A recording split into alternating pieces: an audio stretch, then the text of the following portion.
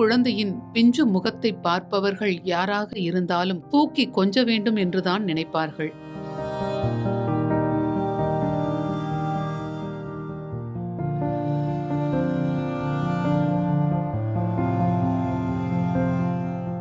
எப்படி இவ்வாறு சித்திரவதை செய்ய வேண்டும் என்று தோன்றியதோ தெரியவில்லை.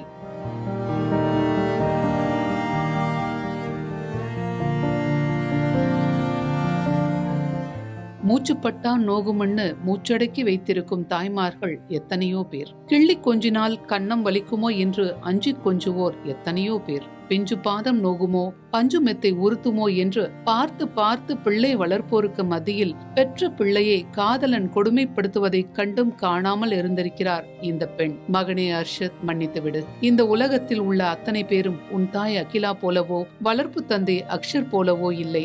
உனக்காக எண்ணற்ற இதயங்கள் வலியோடு இருக்கின்றன.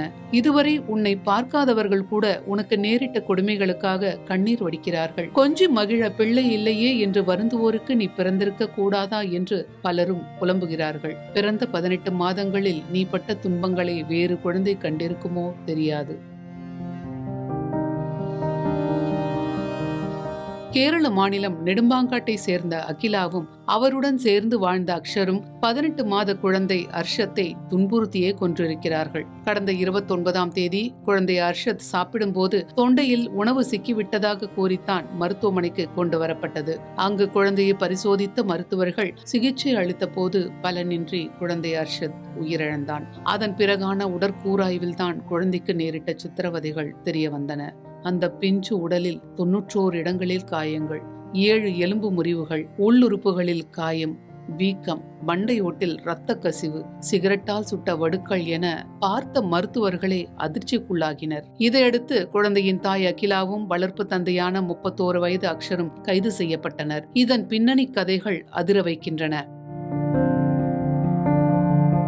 அகிலா ஒரு நடன கலைஞர். அவர் பணிபுரிந்த நடன பள்ளியில் அகில் என்பவரை காதலித்து திருமணம் செய்தார். ஆனால் இவர்களின் காதல் வாழ்க்கை நீடிக்கவில்லை. அகிலா கருவுற்ற சமயத்தில் அகிலுக்கும் அகிலாவுக்கும் கருத்து வேறுபாடுகளும் சண்டைகளும் மூண்டன. இருவரின் சண்டையும் காவல் நிலையம் வரை சென்றது. இதனைத் தொடர்ந்து அகிலா கணவர் அகிலை பிரிந்து தனது தாயுடன் வசிக்க தொடங்கினார். அந்த சமயத்தில்தான் அகில் தற்கொலை செய்து கொண்டு உயிரிழந்தார். அப்போது அகிலா கருவுற்றிருந்தார். தனது மகன் அகில் இறப்பில் சந்தேகம் இருப்பதாக அவரின் தந்தை புகார் அளித்தார். ஆனால் இந்த புகார்கள் பெரிதாக்கப்படவில்லை, பேசி முடிக்கப்பட்டு விட்டன. அதன் பின்னர் வேறு ஒருவருடன் சேர்ந்து வாழ ஆரம்பித்தார் அகிலா.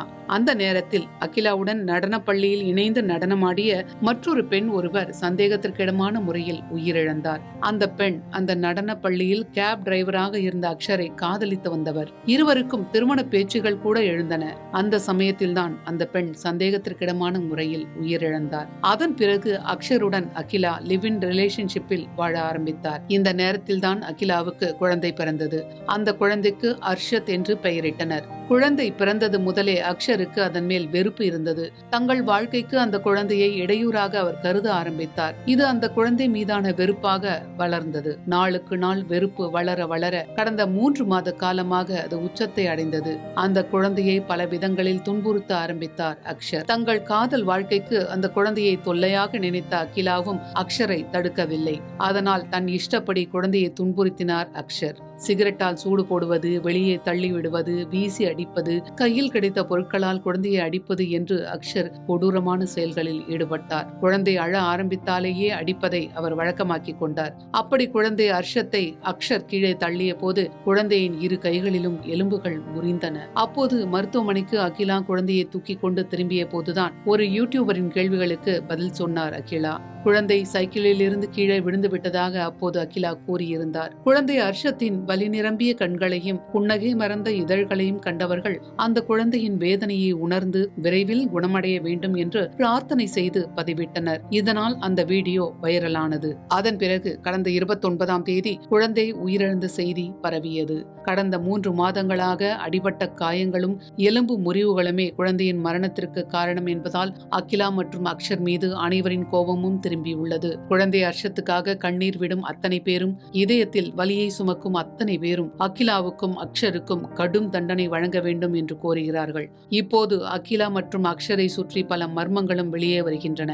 அகிலாவின் கணவர் அகில் தற்கொலைக்கான காரணங்கள் என்ன?